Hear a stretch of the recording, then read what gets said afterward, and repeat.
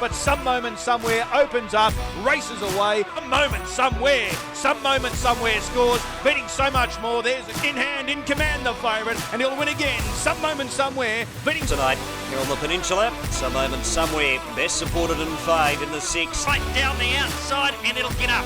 Some Moment Somewhere beats side. Some Moment Somewhere in front. He'll win again. He just keeps winning. Some Moment Somewhere beating Franco Nandor.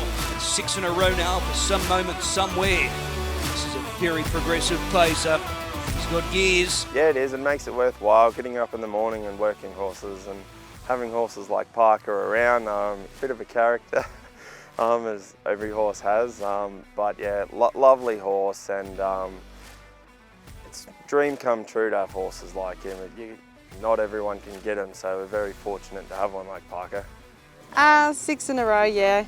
And then he got beaten the Patron's Purse, but it wasn't his fault. He had a bad draw and the speed wasn't on for him, and he had to come wide. His sectionals are still really good.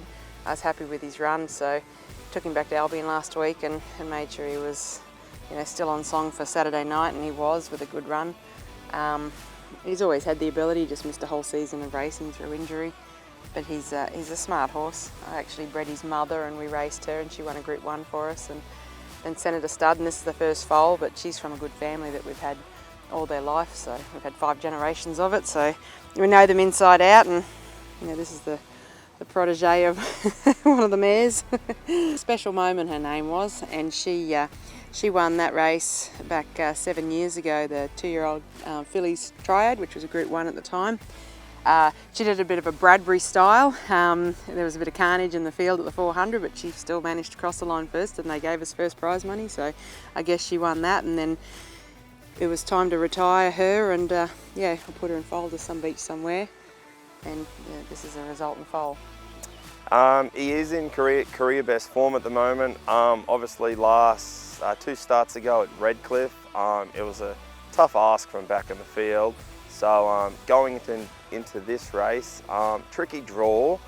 Have to wait and see how the race pans out. But if he can overcome the draw, he should be right in it. You've got a nice one of Narissa's there and a few others. So I've driven him at home. He's pretty close to the stable star at the moment. So he hopefully, he can get Raboki, a winner. No, he's done good. So he's won 7 out of his last 9 since I've had him. So he's above average. He's one of the good ones. He's a nice big horse, good size and that. I hadn't actually seen him until he got to me here as a late 3-year-old. He'd been in Melbourne all his life with Jess Tubbs and Greg Sugars, and they're actually coming to stay with us on Friday for the whole carnival. So they'll be able to reunite with their old mate that they had for 18 months.